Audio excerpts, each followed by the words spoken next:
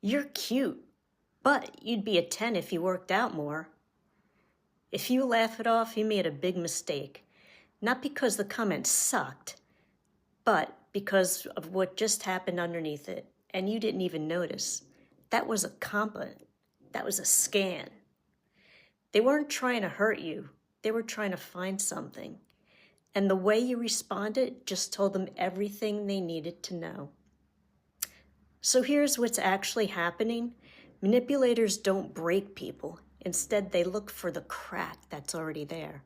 A place where you already doubt yourself. Because the moment you shrink, explain yourself, or try to prove your worth to someone who just insulted you, they found it. And they will come back to it until the version of you that used to feel confident starts needing their approval just to feel okay. They don't create your insecurities, they learn how to use them. Watch what happens right after they say it. Do they go quiet? Do they watch your face just for a second longer than normal?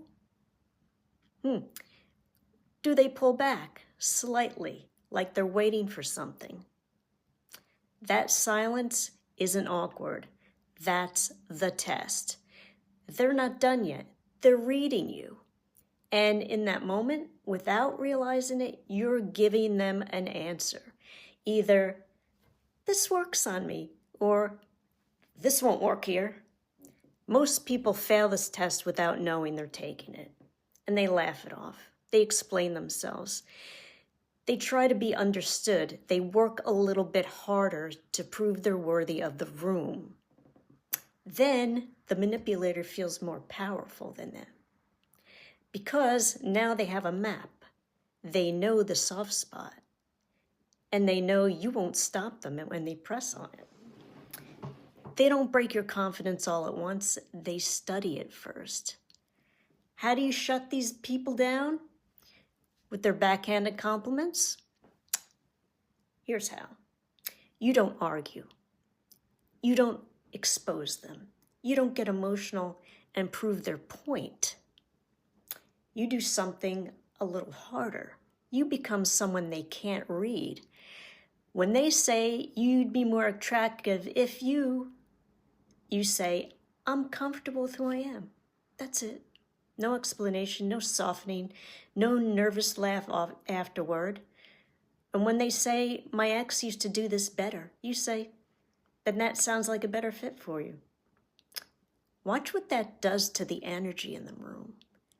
When they say you're overreacting, you say, no, I'm just responding to what I'm noticing.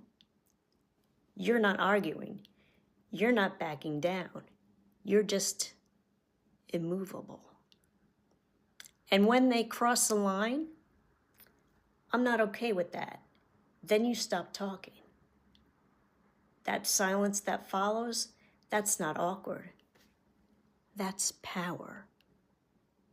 Here's what most people miss. After you say it, don't explain it. And that's where people lose. They say the right thing and then immediately they backpedal. They justify, they soften. They make sure the other person isn't upset. That's the trap. Manipulators don't need you to agree with them. They just need you to keep talking. Because as long as you're explaining yourself, they're still in control. So say it and stop. When you do this consistently, something shifts. They sense that you're not looking for their approval, that you're not easy to unsettle, and that you're not going to hand them the reaction they came for.